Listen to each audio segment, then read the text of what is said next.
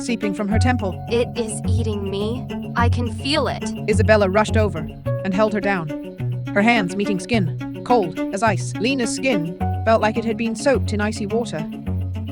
Yet the dorm's heater was clearly on full blast. Isabella caught sight of a few strands of hair that had fallen beside Lena's pillow. At the roots, clinging to them, were extremely fine, almost invisible, grey wisps.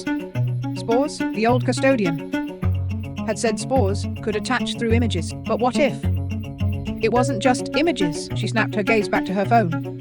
In the reflection, Chenmo's right hand was slightly raised, his fingertips seemingly pointing toward a corner of the display case.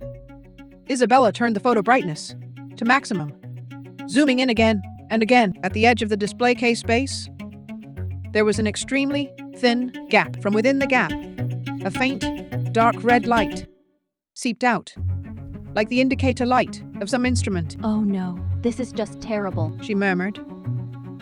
This wasn't a simple spore leak. Someone had intentionally opened that display case. Isabella's finger hovered over her phone screen, trembling slightly.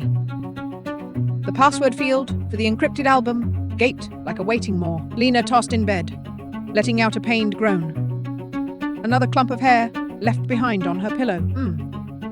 Isabella stared at the thumbnail of the secretly taken photo. In the reflection of the glass display case, the docent's profile was blurred. She tried entering Lena's birthday. Wrong.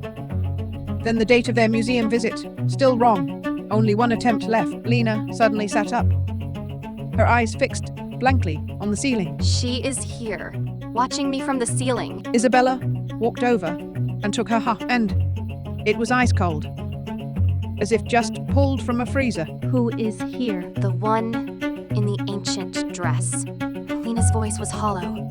She said, "My face is beautiful." Oh my god, this is insane! Isabella gasped, forcing herself to calm down. She looked back at her phone. The glass reflection?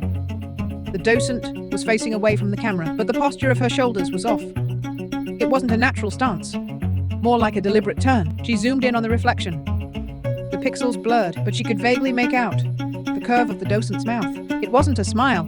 It was something. A twisted, deliberately stretched curve of muscles, like a stiff mask. No, wait, Isabella muttered to herself. She remembered the coldness in the docent's eyes when she turned to warn them. It wasn't anger, but anticipation, like a hunter watching prey step into a trap. The password, the last chance. She stared at the closed eyes of the female corpse in the photo, then at the eerie profile of the docent in the reflection. A wild thought flashed through her mind.